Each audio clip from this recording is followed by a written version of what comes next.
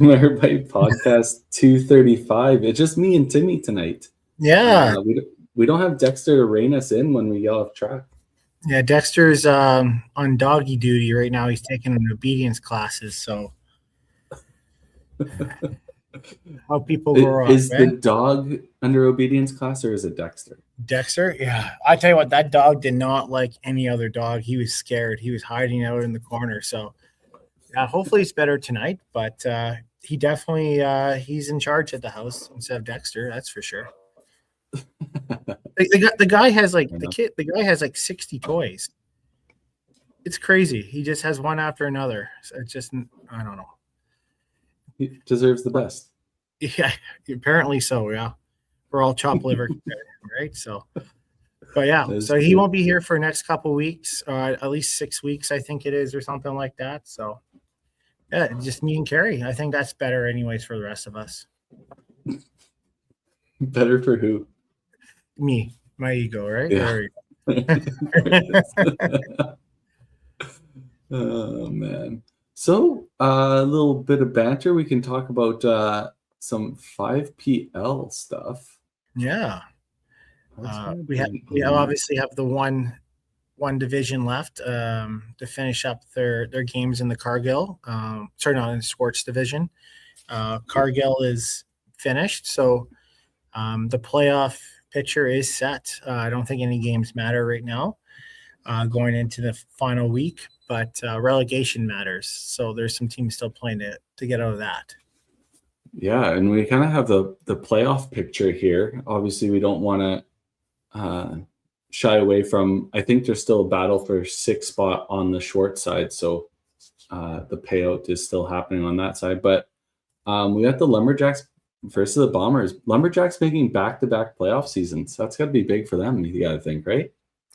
100%. Mind you, like we all kind of thought they would be a playoff team from the get-go in season 2 when they joined. They struggled for a few seasons, but they finally got it together. So definitely a formidable team. I'll be honest with you, not because we give the Bombers a hard time, but the way they started and the way I don't know, the points, we thought it wasn't going to be enough. I know they were a tie with the Fitz and they had the tiebreaker. So for them getting the 5th seed, I think it was a bonus. I don't think, again, not trying to speak ill of them for once, but I didn't expect them to be in the 5th seed with the amount of points they had. Yeah, I think it was kind of sitting on a hope and a prayer, right? And it just the way everything came down, they held off, tied with the Misfits, but of course they got the win against the Misfits during the regular season, so they get that spot. Yeah. And the exact opposite happened to them last year, right? They lost that tiebreak. Correct. Yeah. Yeah. No, it's definitely interesting. I mean, you have obviously the average pros are revamped and playing at a different center. Avalanche are a great team. Mayhem, obviously, perennial favorites. So, like, it's tough to pick a winner out of that one. And, you know, I felt at the beginning of the season, maybe we're biased, but the Sports division I thought was the division of death in many ways. There were so many great teams in it. You know, looking at it right now, I'll be honest with you, Venom making it into the finals is definitely a surprise where they're at. I don't think anyone could pick that, right? So even the Dynamite, like obviously being last year's champions, obviously not quite making playoffs, obviously had a strong run. They were 500 for the season, and like you said, Venom were runners up, and now they are looking like they're almost in a relegation spot. So obviously a very tough decision, but I'm not surprised by any of the 5 teams that made the playoffs on that side. No, I think those are all expected. Talented teams. I mean, it's our first time in 3 years. We've been the bridesmaid a few years, but we kind of backed in. I don't think we charged in. I think we backed in, and we had a great game against the Roses. It came down to Michaela, and she played phenomenal in 10. But we have our 1-game match on that, and maybe we get a little bit of vengeance on that.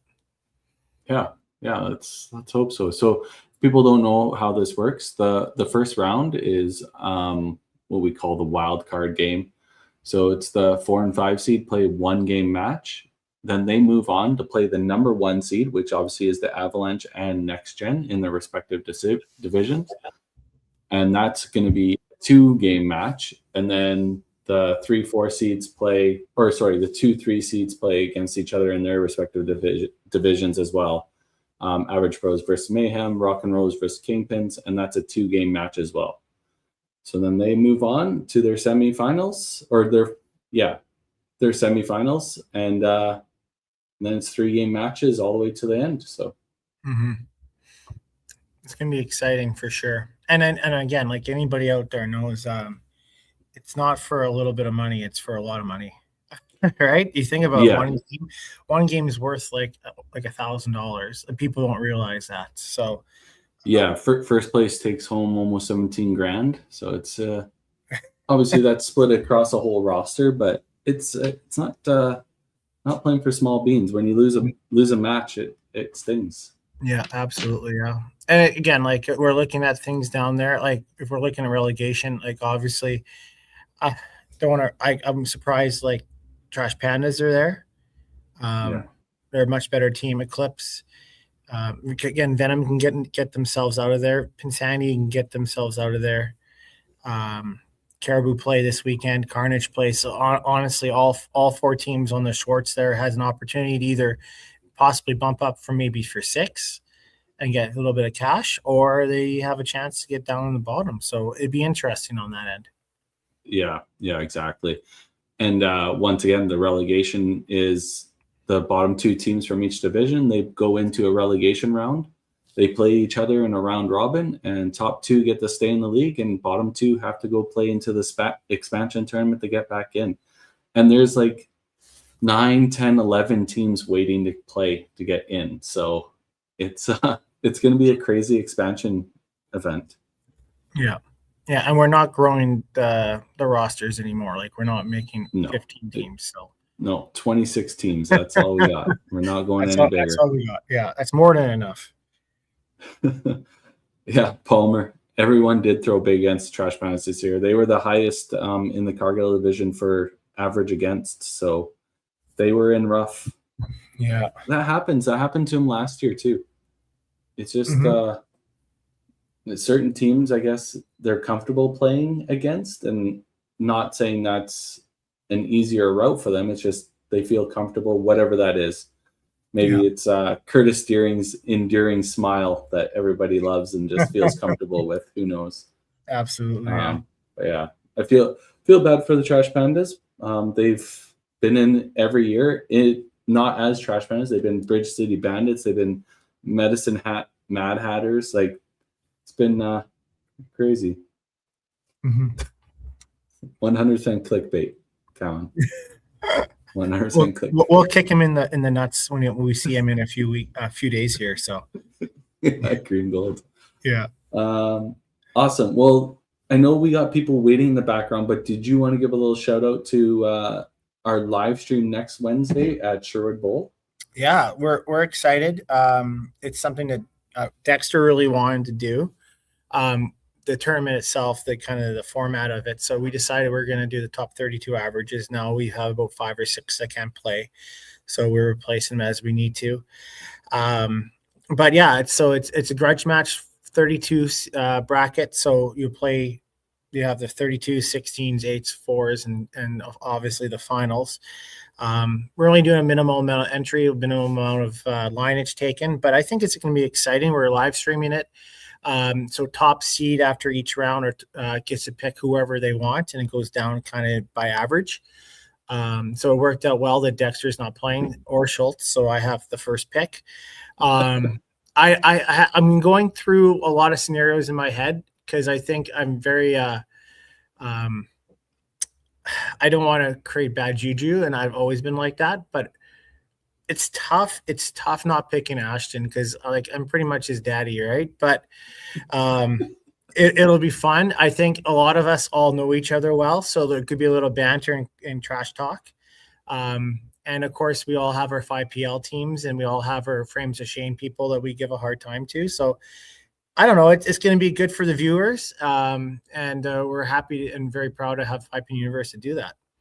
Yeah, I know there's one YBC national player that's going to be participating, and I might just have to pick him just to show him the ropes before he heads off to go play in Winnipeg. Yeah, he was talking about being worried who was going to pick him. So, well, you got to get in rough early. Yeah, absolutely. I'm looking forward to it. I think it's a cool concept. Hopefully, we can do it justice with the live stream, and we can get some good content out of it. Yeah.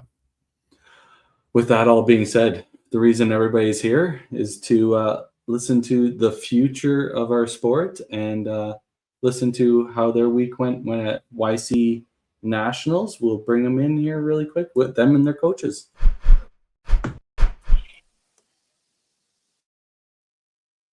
Welcome, everybody. Hey, guys. Hey, guys. Hello.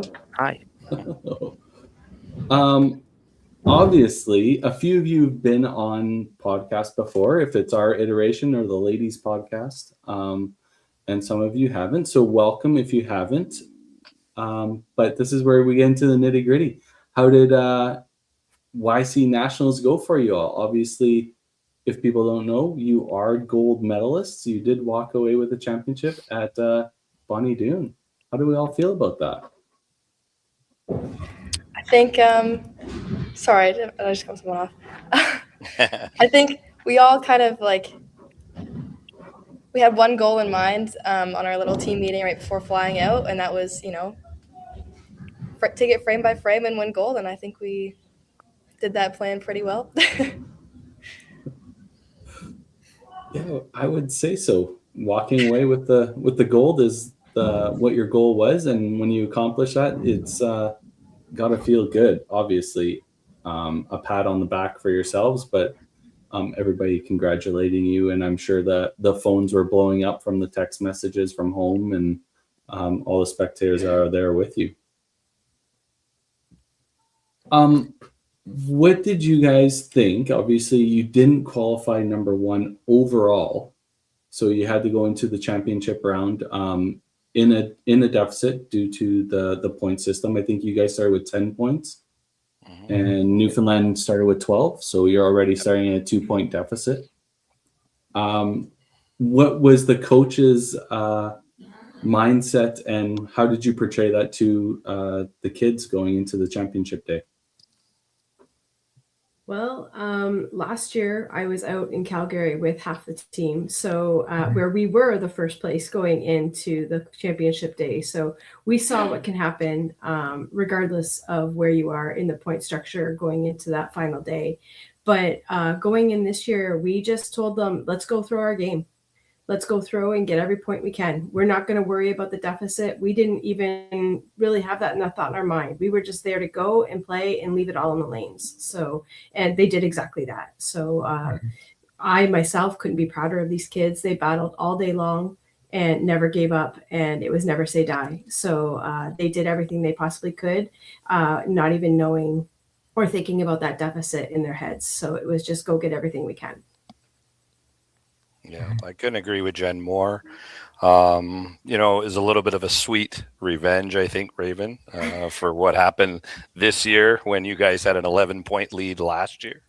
And then it's like getting Tim, I almost put it like a NASCAR race where you're leading by 2 laps and then a caution comes out and then the whole field comes and makes up that lap, and then they're right behind you, right? And so it was a nice reward for this group this year, for some of the returning players and whatever. And exactly what Jen said, they just put their heads down, they threw strikes, and a lot of them.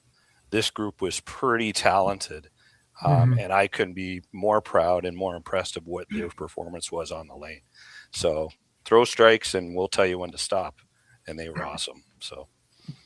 No, they did fantastic. Obviously, you guys had a lot of all-stars with your team, a lot of great teamwork. It was neat to watch on our end. Obviously, we got to watch all the 20 games of qualifying and in your championship round there. I found it was quite from the beginning, after the first round of qualifying, before you started playing them the second time, the top three really kind of cemented themselves, right? I mean, Newfoundland only lost one game. I think you guys lost 3 games in your round robin out of 20, and Manitoba lost 4, right? You guys were kind of the cream of the crop, and going into the finals, going into the last game, it was anybody's game, right? It was exciting to watch on our end, just because obviously we're watching one team do this and another team do that, and seeing how you guys finished 10. I think it was 45-46, and you guys threw those strikes and needed to win. Those are the moments that you live for, right? And I thought you guys definitely deserved the gold medal this year. You guys played so well. Thank you, Tim. Yeah. Thank you. Obviously, the 20 games to set up the championship round, like knowing that it's 20 games is such a marathon, especially at the Youth Challenge. It's spread over the 4 days, right? To see your team obviously finish in second through that round robin, but cement yourselves into a great position going into those final games the last day. And then just looking across all your averages, like it's pretty insane averages for a championship round for the gold medal winning team. Like Eric Berg averaging 275 plus, like played a phenomenal. Raven, Evan, Cohen, like Kaylee, Lindsay.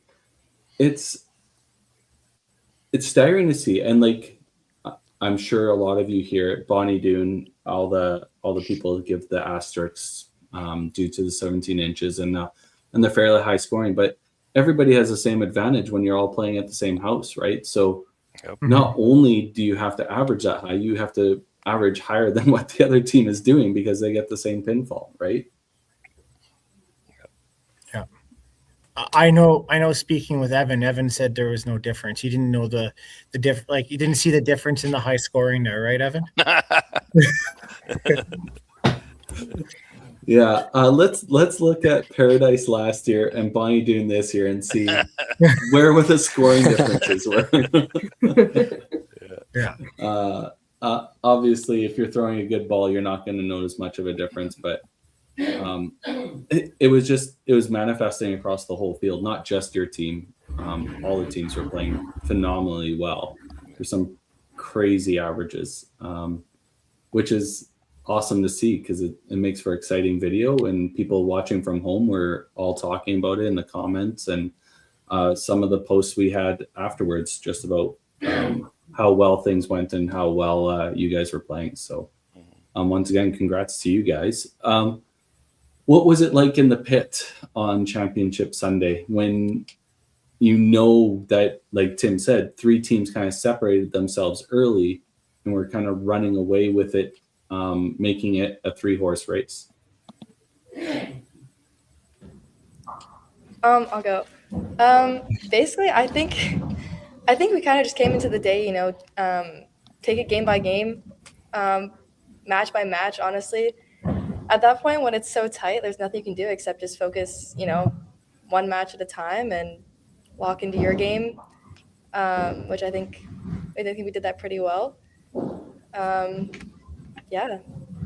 Yeah. As the field separated themselves into those last 3 games, you could pretty much, it was almost like a step ladder final, right? So you got to that second last game. We win totals, which Jen and I pretty much engraved in these guys. And these guys know that the totals is the most important number. If you win that match, you win that total, you're probably winning the game. And winning the game, you win out, you probably got the championship when it came down to those last 3 games. So I can't speak enough about the execution of this team and what we asked them to do. And I'm going to center out Cohen because he started the tournament on the bench. And we tried to tell him, it's not easy for kids watching what the bench role is and what their job is when they come in and stuff like that. So in him being a rookie, he did it to the T.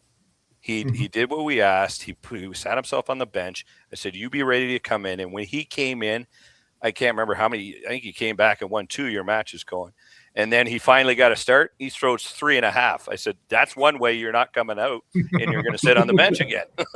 So he did everything to perfection to that degree of what that role is. And there's a lot of people, even at the open level, that do not understand that role. No. And he did it to perfection as a kid. And I can't speak any more kudos about him and the rest of the team as far as the execution went. It was crazy. So yeah, I kind of want to kind of touch on that a little bit. Obviously, that's perfect words for it. At the open specifically, you got to have tough skin because the bench spot isn't looked down upon, right? It's everybody's looking at that spot and they're like, that person could come in at any moment and take this match back. And so you're not playing in fear of it, but you're playing recognizing that the person you're playing against may not be at their best, but that person on the bench could be twice the player that person is right now. So you got to up your game because if that person comes in, like now it's a whole new match again. Mm-hmm. And as much as you only can control your own game, you also got to manage your expectations of your competitors because that sub option is such a neat feature in those two specific events, right? The YC and the Open, that it's such a neat concept, and I'm glad that it has remained a part of both of the events. Mm-hmm. I agree with you, Kerry. I think a lot of people think the bench is can be a negative thing, and I think it's completely the opposite. It just shows you that, especially in this instance, that Jen and Jeff have that confidence in that bowler to come off that bench and do well and spark the team, right? And I think that's what people have to realize with the bench role. It's not a negative thing. It's more of a positive thing. They have the confidence in you to do that and change the whole dynamic of that game, right? So kudos to Cohen on doing a great job on that. And honestly, I should take notes because if you come in and shoot 350, stick in the lineup, maybe I should have done that on my open on the bench as much as I was. So, I mean, I'll take some notes next time, Cohen. Yeah. Thank you. I appreciate it.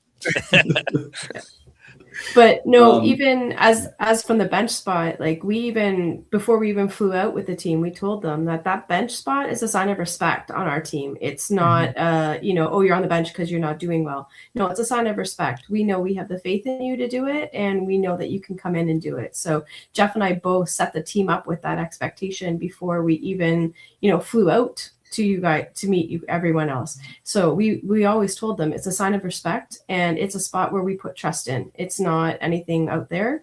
So, and anybody we put on that bench, they all came in and did what they needed to do. So I can't say enough about this team. They've been fantastic. They did everything we asked them to do.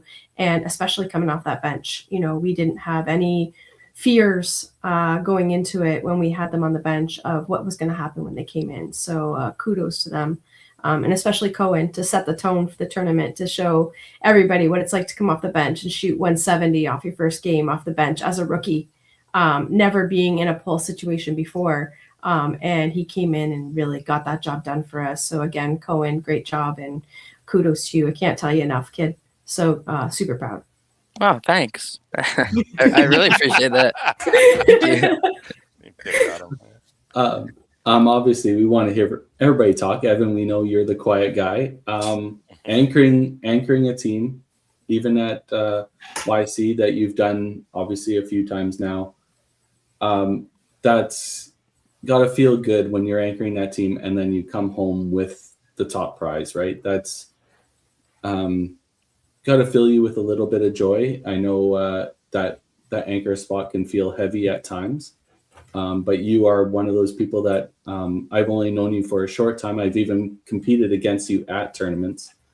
Watching you, how you carry yourself and how you portray yourself has been very uplifting for seeing some YBC players maybe not handle it as well as you have. And I hope that people are taking a look and realizing what they should see out on the lanes is that stoic and fired up when you need to be. You did amazing. Thank you. Yeah. How Man of many words. Yeah. Yeah. He's We got to drag it out of him, I think. That was one of your first times at anchor, Evan, and to me, impressed me. Right, you've been in the shadows sometimes of Ryan, right, in that position, and that was one of the first times you were flipped into that spot. I was deeply impressed. Raven, I'm always deeply impressed with you, so you know how I feel about you. Thanks, Jeff. No, but you both could either go there as well because you anchored last year too, right? So it doesn't go unnoticed. But he had a lot of supporting cast in front of him. So go ahead. There's a little contrast we can talk about. Last year, I bet you 70% of the time, the ladies were anchoring the teams down in Calgary. Yep.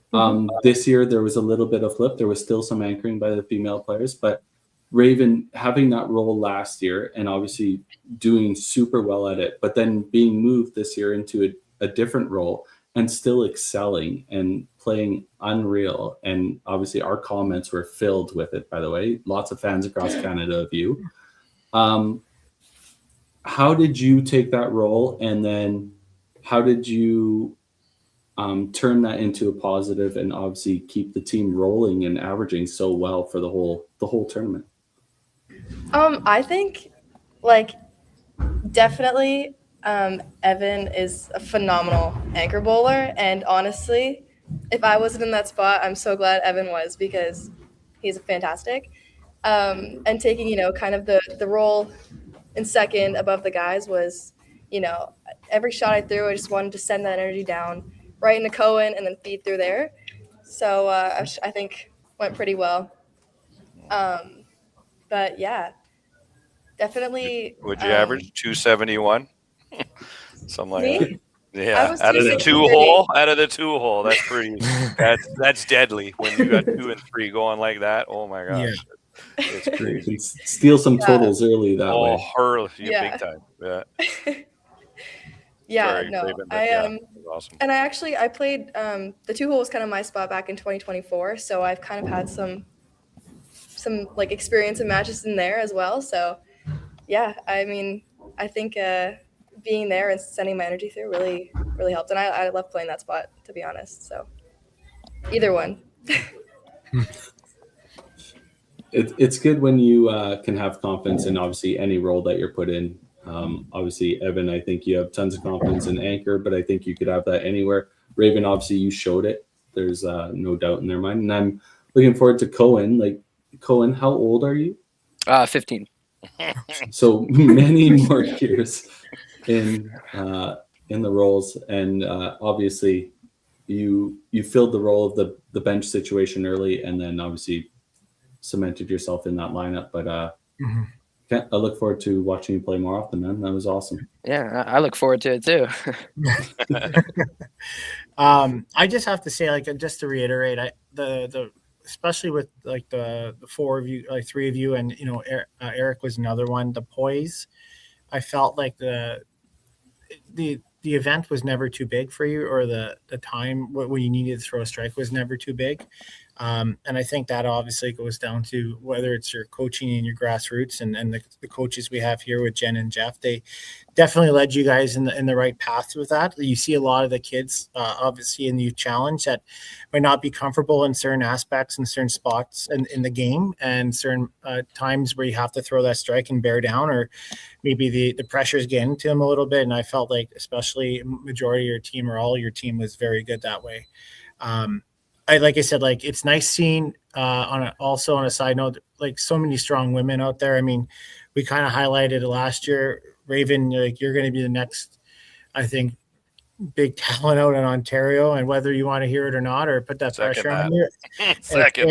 It's just nice to see, especially on a mixed team, a female have that energy where she can get excited and and get the team going. It doesn't happen often, and you have the right amount of energy when it comes to that, and it's really impressive. And then you see somebody like Vanessa, who's kind of calm and cool, and it's crazy seeing her go 7-bagger, and she hangs a corner, and she didn't get off the lane, grab the ball, and just instantly went and chucked the corner. And I'm like, okay, that's impressive. And then Taylor plays well. And it's nice seeing really bunch of strong ladies in charge of the youth challenge at the moment. I find and getting highlighted, and of course, you have your Evans and your Cohens, and it was really a lot of good talent this year. It was fun to watch, and obviously it makes people like Carrie and myself have to get a little better, and because your guys are going to be taking our spots in our events, and we have to match what you guys are doing. Tim, right? This is where we start scaring them. The moments are only going to get bigger. I don't think we have to worry about it with these guys, though. They're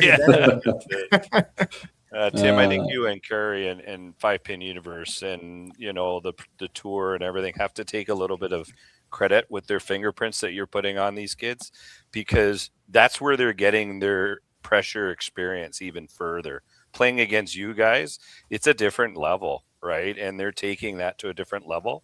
So not demeaning, but when they come back to YBC, but then they draw from that experience, and they draw from those shots that they play against you guys. Mm-hmm. So you guys have your fingerprints on their future too. And, it's kudos to the whole organization and everything that you're doing to develop the kids, with, Mitch and his tour here, right, in Ontario and stuff.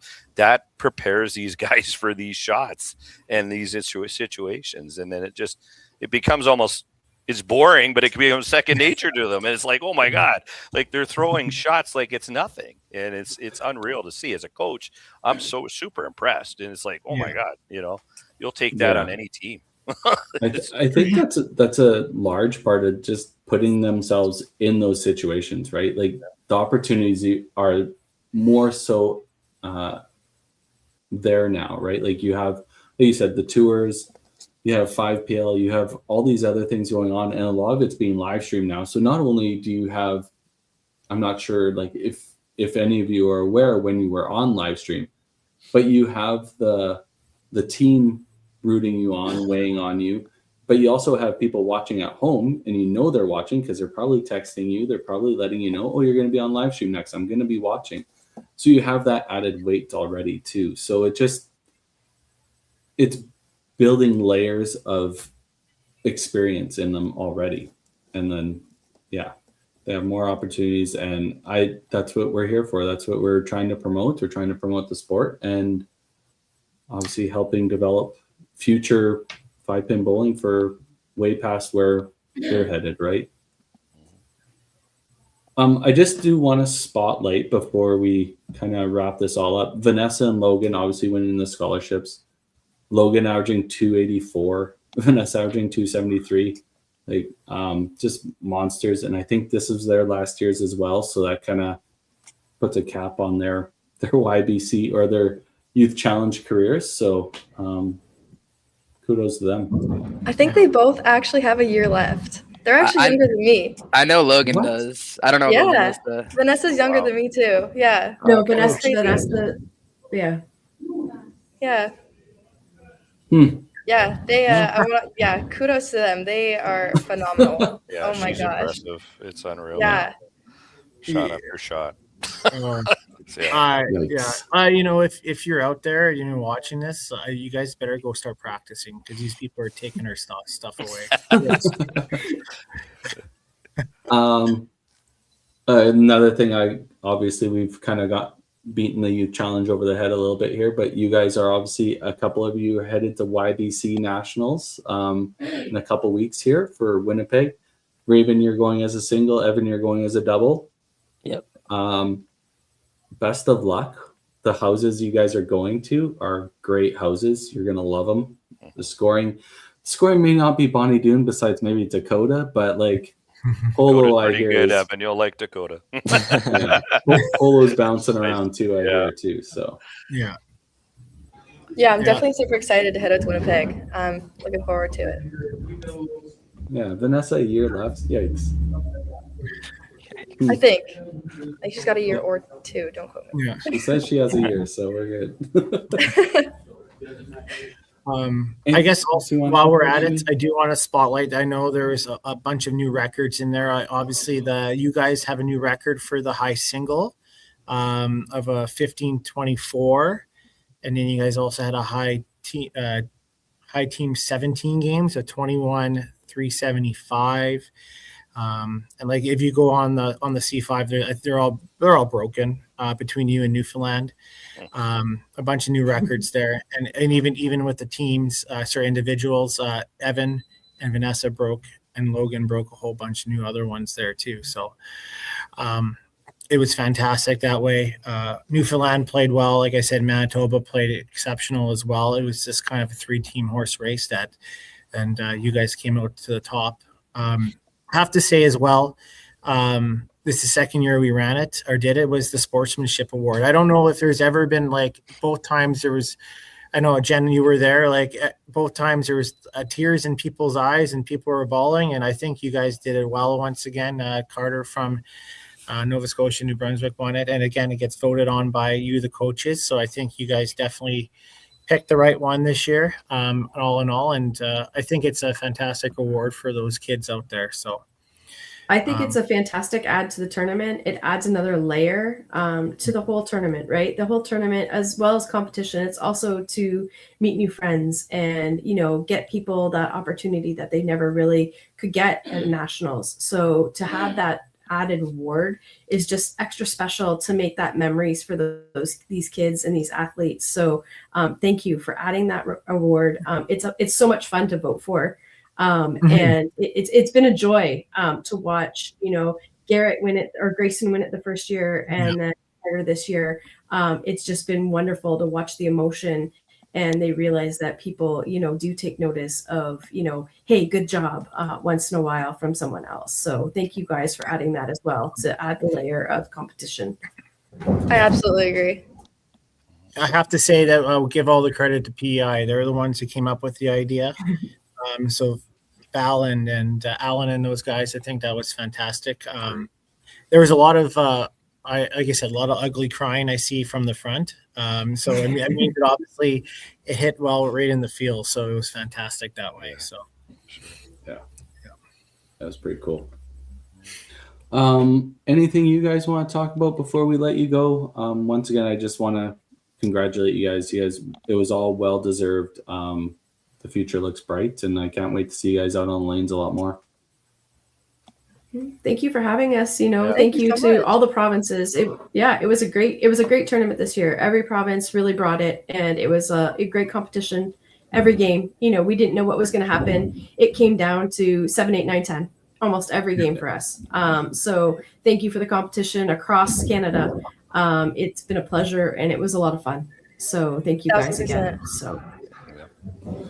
Yep. Yeah. Thanks for doing what you guys do, because you put these guys in the spotlight, and that's the future of the sport. So great job of what you do here with the 5-Pin Universe and stuff.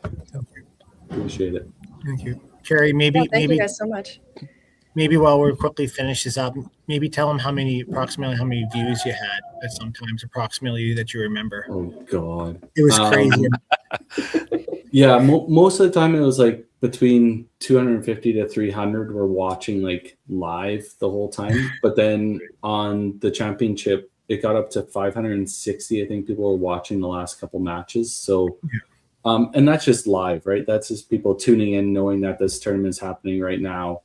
But like it's been thousands and thousands of views afterwards. So people going back and maybe rewatching some of the play, or people just catching it because they were busy during.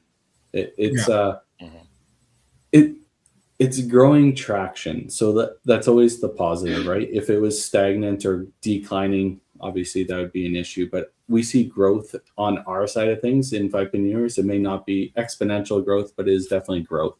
So we hope people pay attention and they see the worth in it. And I'm one of those people, I don't like watching me play bowling, but if you do happen to watch yourselves play bowling, you can pick up some stuff out of it as well. Maybe when you weren't throwing so good, or when you're throwing the ball really well, might be something you want to watch and put in the mind bank for later. But That's absolutely amazing to hear how many people were watching. That's awesome. Yeah. And you think about that 560 or whatever he says at once for the championship. That means like most times you're not watching it by yourself. You're watching with somebody else or 3 people around or something, right? TV at home. it was on some BP screens. I know that. So it was in restaurants.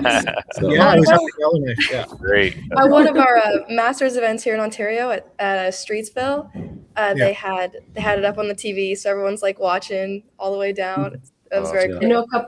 I know a couple of YBCs down our way were having it up on their TV screens in between while YBC was going, so that they could watch everybody and just see what that was about, right? Introduce some of the younger kids to, hey, this is what you guys can strive to be. You guys can look to be these bowlers. So it got real good feedback from that way too. So it was kind of cool to hear. And that is the whole reason that we do it, is hopefully that the proprietors follow suit, the programs follow suit, and they start promoting it as well, right? That's the whole idea. That's something that'll be, as long as YouTube doesn't go down, that's up there forever. So that's the hope, right? That's great. All right. Well, Evan, your throat's probably getting sore from talking too much. We probably should let you go.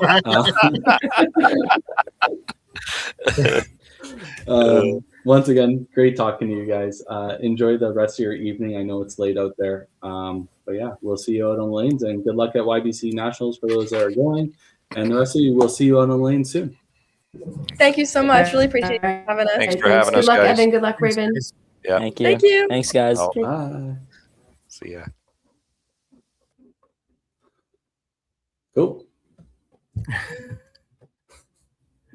Evan's such a talkative guy. Yeah, I know he probably Facebook us and then start yapping our ears off. We'll just ignore him because he couldn't talk to us live. Yeah. Fair enough. Well, what do you want to talk about, Tim? You want to talk about our open experience? For sure. So first of all, I want to say that the Youth Challenge Nationals are going to be in Regina next year, 2026. And they're going to be a week earlier than normal because Easter is our traditional date for Youth Challenge Nationals. So it gets bumped up a week earlier. But we're excited to have it there. They're going to have it at Golden Mile. And of course, that's going to be a great center for everybody to have. So yeah, we're definitely in a good spot for that. But let's talk about our open. Yeah, we can definitely do that for a little bit. I mean, there's so many opens out there that from other provinces and that we could talk about. And so, I mean, my apologies if we don't talk about it, but Jeff, for example, is going to be coaching against us at Nationals. He's coaching the Hamilton men's team that won. So, okay. Yeah, so Jeff would be coaching against us in that. He's locked in, boys. Let's go. That's Palmer for every time Carey throws a strike. That was good. It was good. Provided in Regina, you're right. Do we don't happen to have all the teams yet for open, do we? Not posted yet. So we haven't posted yet, no. Okay. Yeah, obviously we could go through every province, but finding all that information obviously isn't our day job. If people want to send us that information, we can even talk about it on here. But yeah, let's go through ours. Obviously, the Alberta Open went through a change this year, if people didn't know. It ran a step ladder this year. So first time Alberta Open has had a 3-team step ladder for the finals. Mm-hmm. It usually was a 25-game block, 5 round robin games, and then the champion at the end was obviously set in stone, and that was the best team, right? They won the most points throughout the week, and then you send them. But there's lots of reasons why the step ladder was added, but essentially that's what the national event does. It makes a lot of sense to send a step ladder capable team. And once again, Edmonton holding strong as it has the last decade and a half. Edmonton's been really dominant in Alberta. That's just proven to what you guys do as an E5 board. And I was fortunate enough to join Edmonton this year. I've moved in a recent couple of years here, so I got to join and feel the camaraderie and what you guys do to promote your teams. And it wasn't, I wouldn't say eye-opening, but it was definitely a great experience. I didn't feel like I was an outsider joining the teams or anything like that. So I just want to give that kudos to all the Edmonton players. Tim, yourself, obviously, me and you have been friends for a very long time. Yeah. And have been teammates in Masters, but being a teammate in an open team was cool. It was something I got to experience with you. So I appreciate it. Yeah, it's definitely it was enjoyable. I mean, we had another. Well, Kerry was a rookie, so he was definitely on his best behavior. Yes, I was. And we also had Lane on our team, or Ian. Ian was good, but just speaking on behalf of the stepladder portion, I'll be the first one to say I didn't vote for it, but I understand it. I think that's the easiest way to say for it. As a board, I understand it. It brought meaningful games, whether it was Edmonton or Calgary or Central or whoever, North maybe or South, that could be dominating that year. And you have 2 or 3 games left in the last round robin scenario there in block, and you have nothing to play for, right? So there is merit to it, and I did feel like that was you could tell the energy was a little bit different this year in a very good way. And of course, we still had a bunch of games in there. I'll have to say that it helped that we had a couple of games on Saturday before the stepladder. I felt too it was a little bit easier that way.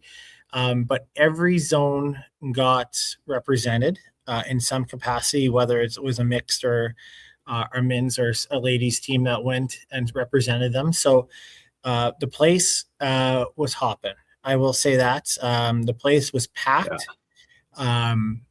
And I can tell you the proprietor was very happy.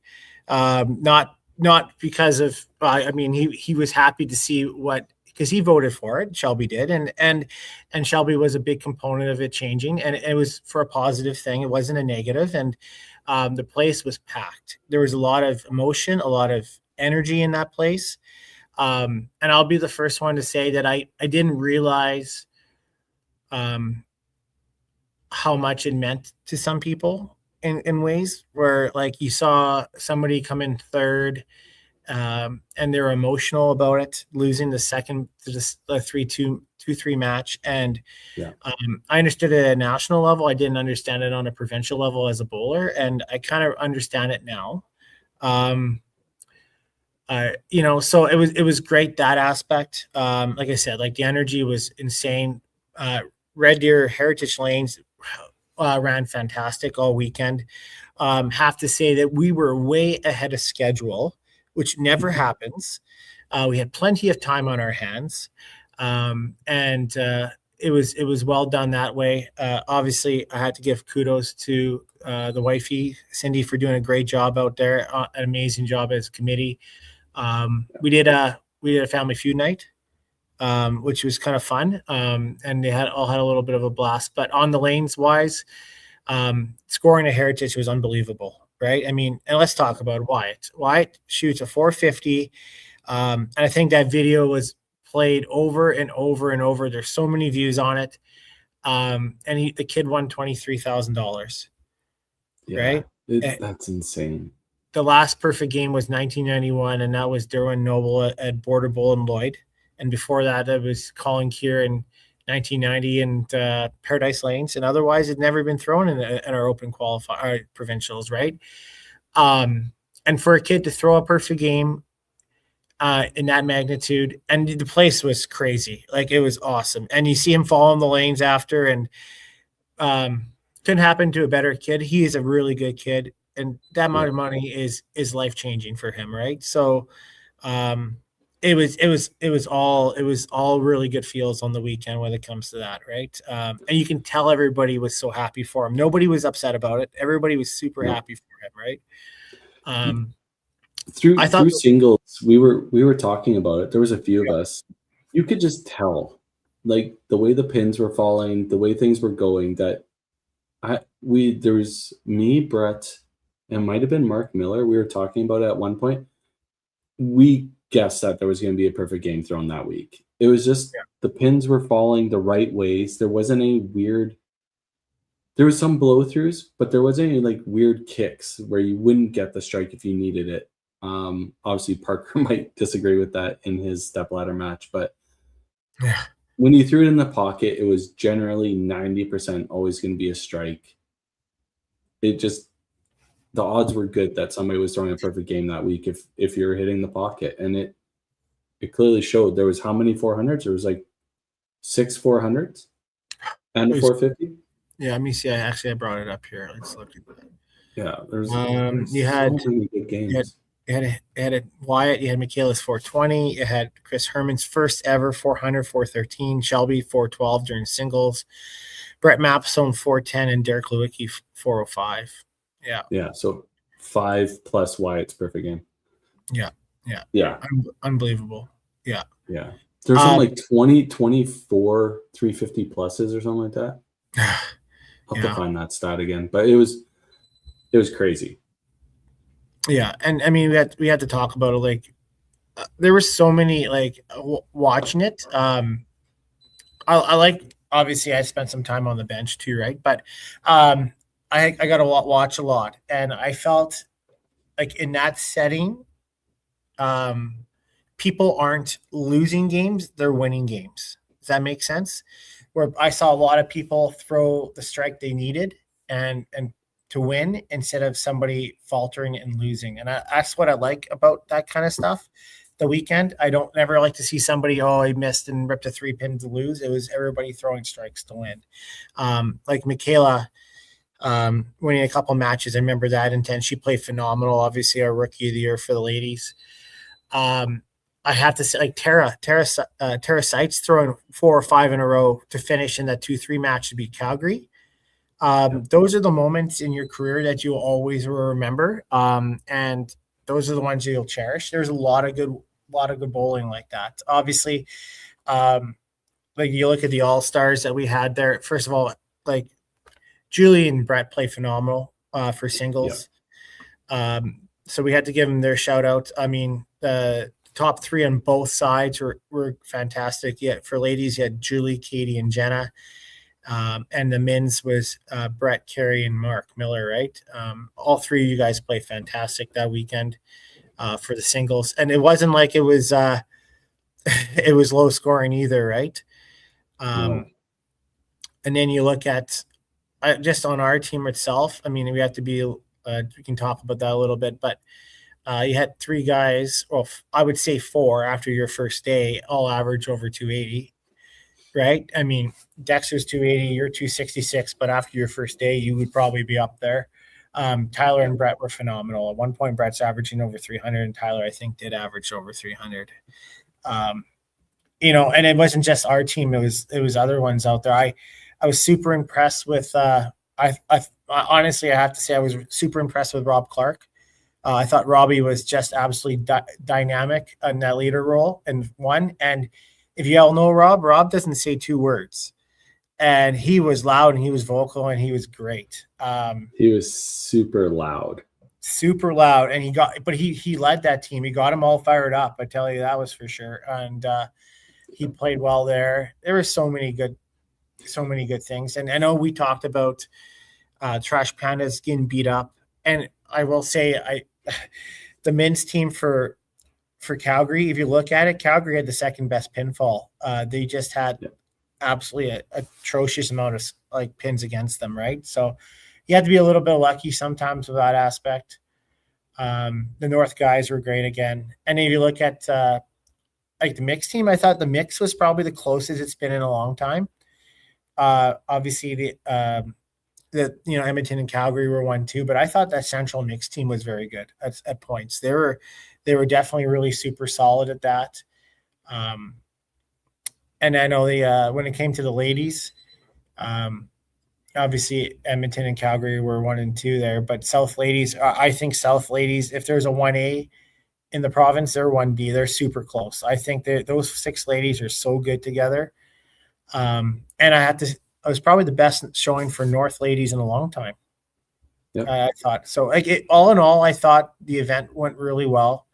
And all in all, I find with our zones now, I'm finding more parity, closer to parity than it's ever been, I think, in some ways.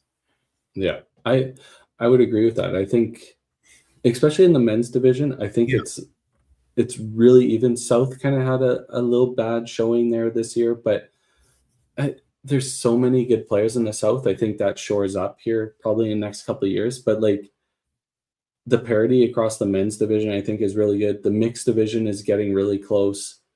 The ladies division, obviously, you still have Edmonton super dominant, but that South ladies has given it a run a couple times. And Calgary was super solid this year. So I just want to give a shout out to the Edmonton ladies. Like, this team has had 4 or 5 core ladies involved in it for how many of the last years? They're going to nationals again. And we keep talking about, like, on our other podcast, back to the Manitoba ladies team that was dominant for so many years. They had those 3-4 core ladies. The Ontario ladies had 3-4 core ladies. This is one of those situations that you're running into a team that is really, it's got to be looked at as one of the best teams in the division for how many years, right? Like, it's pretty crazy. I know Edmonton's been super dominant in the Alberta Open for the last, like we said, decade and a half. The Edmonton men's team has been super good, but it's always been a mix of people. Like, there's been a few stalwarts in there, like Tyler as of late, Adam as a past, you and Dexter, but you're in and out as well. Like, it's a bit of a mixed bag when it comes to that. But that ladies team, it looks like the same team every year. Yeah, they have a good core. Their top 5 are always going to be really the top 5 every year. Yeah, I find with our but men's, then when the 6th lady makes it, they just compliment the whole team. Like, for sure they do. it's not like it's not a They- random lady. It's just, they fit like a glove. Yeah, it's crazy. And their camaraderie is so good. And every time you see the pit, it's the same. And the South ladies is kind of getting that same 100% they are. vibe, right? And North men are doing that. Cool. It's like He shoots, he scores. But you know what though? You can tell, like, that I don't know who told me this a long time ago. The teams that you might not have the best team on paper, but the team that gels the most will always have an opportunity to win, right? And I always value that. I think that was Bruce to me, and maybe Lennon was another one. But, like, I find that really good value, right? North men's team is a very good team, but now, like, when they won in 2024, and went to nationals, I think that was the best thing that could ever happen to our Alberta Open, because now people were like, they can do it and they can copy what they did. I personally think that team did more for bowling in Alberta than I think an Edmonton men's team making it. And that's just me, because I think it showed a lot of things there. They worked well together. You can tell, like, he shoots, he scores. They have their little things there. I think it's fantastic, right? And I know we talked about, like, a little bit about with the Youth Challenge team when they talked about the sub and stuff like that. We're kind of getting older, so we kind of been in those positions before. And Ian was great. I mean, honestly, if anybody out there, we didn't really know Ian at all until he made the team, right? And Ian's been around for a while, but he doesn't play anything. He only plays the Open. And we got to know Ian, and Ian's fantastic. But, like, I think that's part of our role to hey, Ian, in this position, you could be feeling this, or in this position, you could expect this. And I think that helped him in a lot of ways, because he was already prepared for it, even though you're not ever going to be fully prepared, but you're prepared, right? And I mean, he played well enough where I was bench boy, right? So that's good. I mean, like, if you're going to win, I'd rather do it that way in a heartbeat, right? So, but all in all, I think it went really well. Like, Adam Strang played very well. Like, you look at the Calgary mixed team. The Calgary mixed team was a team that was together. You watch them; they were together and they were fantastic. I think the top 3 were really close. It was great to watch. Like, it was awesome to watch. Like, and I'll be honest, like, I kind of called the stepladder thing like 6-7 years ago, and whatever my feelings were back then, I still voted for it. I still thought it was a good thing for Alberta, and we were lucky enough that we won in our first match, so we didn't have to go through that second life.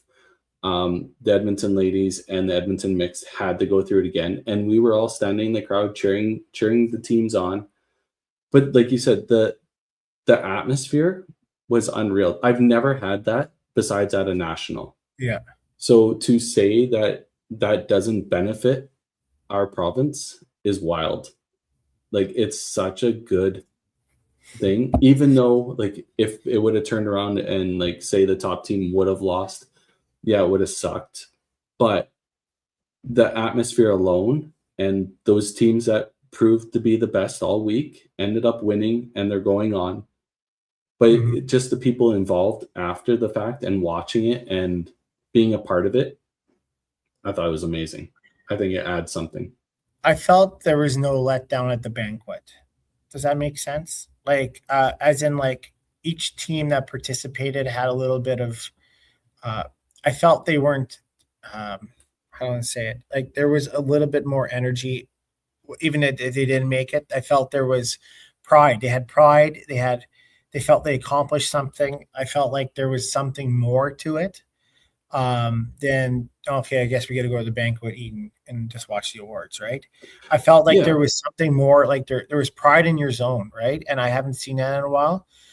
Like I said, like there's like, obviously I had my feelings about the stepladder, but I will say, like, as an association, it couldn't have gone any better. And I understood it completely why people wanted it. I just felt on a personal level, I felt like there was some animosity towards the whole thing. And I think how it was brought, I think how what people were saying, it kind of separated people on how it was. But I think all in all, what they were trying to accomplish was correct. I will say that. I don't know if the intention behind some of the people voting for it was probably proper, but in the end, it did the right thing. So I think 100%. that's all we got to look back on. And being on both sides of it, like, I was on Central teams that won the Alberta Open and went to nationals and stuff like that. And the pride in being the best team in Alberta was amazing. But I almost felt it more winning the stepladder. I'm not gonna lie. Like, even though we were back then, we were probably the underdogs, and we ended up beating Edmonton and beating Calgary when they were super strong teams, and we ended up winning. This year, winning in the stepladder, I think felt a little bit more. Which is kind of weird to say, but I think it was for us, like, it just, like, I mean, I know Bill said legitimize it. I think I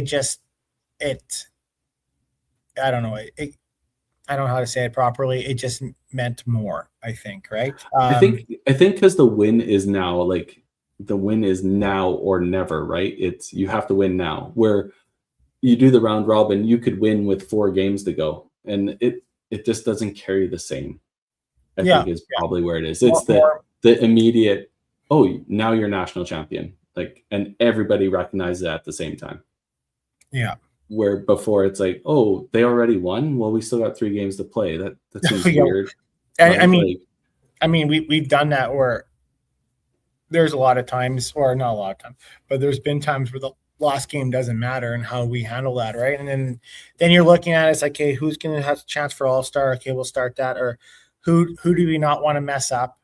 Or the one year we did it, I think we were playing North, and then the North coach says, hey, first one to X amount of points after the 5th frame gets pulled.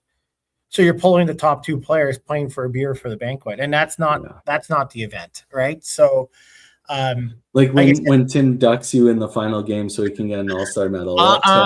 I ducked you the final 2 game. I ducked you the second last game, and I played the last game against North. But I will say, like I said, like, the place was hopping, and I'm thinking to myself, like, imagine a center like HJ's, and where it's only 12 lanes, the place is like smaller, it doesn't have 2 sides to it. Like Bonnie Doon and Chinook is another one where you just don't maybe not get that whole feel. But man, if you're playing in Panorama, or you're playing in HJ's, or maybe we're lucky to go to Lloyd, that place is going to be hopping. Yeah, it's crazy, right? So, yeah. I was thoroughly impressed by it. If people want to go back and watch it, it's all on YouTube and all that stuff. It was quite the thing to see. Obviously, Wyatt's perfect game was cool. Yeah. I played with Parker Wyatt Shaw. his rookie year. Oh yeah, Parker's absolute bomb to get roasted to lose. I feel for him. Obviously, I'm Edmonton now, so I'm happy that the Edmonton team won. But that shot, he threw the shot. He threw the shot. He threw the shot, and it's one of those bad breaks that just he should take so much pride in that he did what he needed to. I'm sure there's plenty other spots that they could have made up that ground, but he threw it when he needed it to. That explains why he won the Regina Classic, right? He can throw the ball when he needs to. That's just a feather in his cap, and everybody on that team played their hearts out, right? Yeah. So, yeah, it's gonna be neat going to Newfoundland and representing Alberta and rookieing some rookies. Yeah, you're not a rookie anymore. You're lucky that way. That's right. Yeah, Newfoundland will be fun. I know their committee is hard at work on that, and we're lucky to come in a couple days early so we can sightsee and check out George Street and do all that. And I know Sin's very excited, and we're going to be looking good in our team jackets, so I think that's going to be pretty cool too. So, yeah, I think it's going to be exciting. I think Newfoundland, there's so many good teams out there. I mean, top of my head, that Newfoundland men's team's great. Hamilton's team's great. Quebec always has a really good all-star team that goes, and Manitoba is the same way. Regina men's are great. BC's won before, right? And PI and Nova Scotia always come up with teams that are hard to play against, right? So, like, there's so many great storylines that are going to be there, and what's crazy too, we can maybe talk about this. I know there was a post on Facebook about Thunder Bay men not winning, like the king is dead or something like that. Right, but they forgot Greg was on the mixed team. But again, like I said, like we've been there, and I think like not having Thunder Bay there, they're a fantastic team. Like, they're dynamite. It's probably going to help that Northern Ontario, thing, because but they only won by one. Yeah. Yeah, and so I mean, one of my arch nemesis, Lyle, will be there. So, I think it helps the Northern Ontario Open, right? It does, 100%. And then look at Saskatchewan when PA wins, and like it makes that Regina team try, like, put together the best team they can, because they know you're not guaranteed, right? I think that just benefits the whole event so much more when you have chances of the teams that grind and put in the time every year go, right? When I was back in Central, when we won those 2 out of 3 years, it just reinvigorated the Open or the Central Open teams, right? Like, they're like, we're there just with the other teams. Like, I think there's a lot that can be said for dynasties, and like there's a lot of that going on. But when you get those teams that put in the effort and they're always there and they're just a little bit shy, but when they come through once in a while, it just lights everybody up. And I think it's cool for Northern Ontario. I feel bad for the Goose Brothers because I really enjoy those guys and Taylor and them. But Lyle, congrats to them, and we'll see you there, man. Yeah. You only need to win once in order to get that taste of it, and it changes everything. I will say that. Yeah. Right? Like, look at Jeff Watts. Jeff won once, and look at him now. Right? You just need to get over that hump. And I think with any team out there that you just have to win that one time, and all of a sudden it changes everything, because confidence, you've been there, experience, it changes everything, right? So. And it also puts pressure on those teams that are the teams, the ones that win a lot. They know they got to keep upping their game too, because they know these teams are chasing them down, and like it puts a lot of pressure on them. There's a lot of work that goes into all sides of it. We just can't always pump the tires of the ones that always win. We got to look at the other ones at the bottom too that are putting in the effort. And like you said, there's going to be so many good storylines. I'm excited to see it. Yeah, I can't wait for Newfoundland and see everybody there and see who's and we're all playing at Plaza, correct? All at Plaza, yeah. Yeah. So we'll play, and Brett Mapstone can't drink like the rest of us because he's busy every day, open to close. So Yeah, he really booked himself. he booked himself, yeah. But yeah, it's going to be, everybody's going to be there. I think the first day, I think singles play, and then mix will start up, and then the ladies and men will start right after that, and then because mix have more games than the men and ladies do, and then the teams will start, and then the singles will go after, and the singles will start, and the teams will go after. So, yeah, definitely interested in how it all goes. Yeah, excited. Maybe one little quick thing before we let everybody go. Pit antics. Let's talk about it. We know every team has its little juju moments and things they do for their own, what do you want to call it?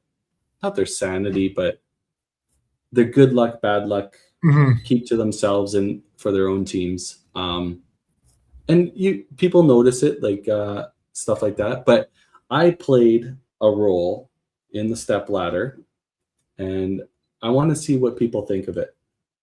I've done it several times for Central as well, so this isn't just a one-off I did for Edmonton thing. But Mr. Rob Clark in our stepladder final was always going up on the lanes first, leading his team, which is obviously his right. He threw a 4-bagger to start, so did Dexter.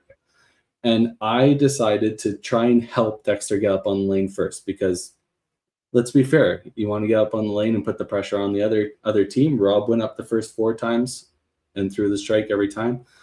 So I just leaned a little bit in so Rob didn't have a straight line to the lane. And it happened that Dexter got around first and got up on the lane, threw the strike, and Rob threw an absolute bomb, got roasted. Same lane at Parker. Great, yeah, great shot. Didn't deserve to get tapped. But what do people think of a play like that? I think it's fine.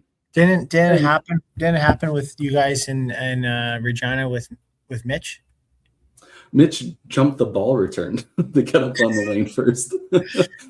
So my thought on it, I think it's just gamesmanship. I mean, I think we've done it in the past, not just with Carrie. Other people have done it too. I think the guys are a little bit different. The girls and the mixed team don't do it. The guys just do it, right? I also think, like, for me, it wasn't contact bowling. It wasn't contact bowling. I just blocked the path. I did not touch anybody. I think I think running up there, my own personal on that, if you run up there and like Dex can get a little bit fast and he misses, all of a sudden if Robert comes Rob in, has all rain. Yeah. Yes. So it's if you don't do it and you don't capitalize on it, you're actually hurting your team, right? So yeah, we might have blocked them. And I wasn't even aware of that until it was brought up at the end of the game. I was just in my own little world, worrying about how, probably like Palmer said, I was probably the worst pull in history, but for me to go in. But you know what? Rob probably didn't even notice it because it was just enough to block that he couldn't just go a straight line. So whatever, the pit is full. He's probably like, oh, somebody's just in my way. I just have to go around them, high five, and go up on the lane. But it was enough time that Dexter was able to go up on the lane first. Yeah. It wasn't intentional to disrupt Rob. It was just intentional to get Dexter up on the lane first because Rob threw the first 4 frames first. So I thought it was a good play. And I knew Dexter wanted to throw the ball first. So I, as a good teammate, I helped him without really hurting anybody. Yeah. And it worked out in our benefit. But I think plays like that are perfectly fine. Like Mitch Davies jumping the ball return to go up first at Nationals.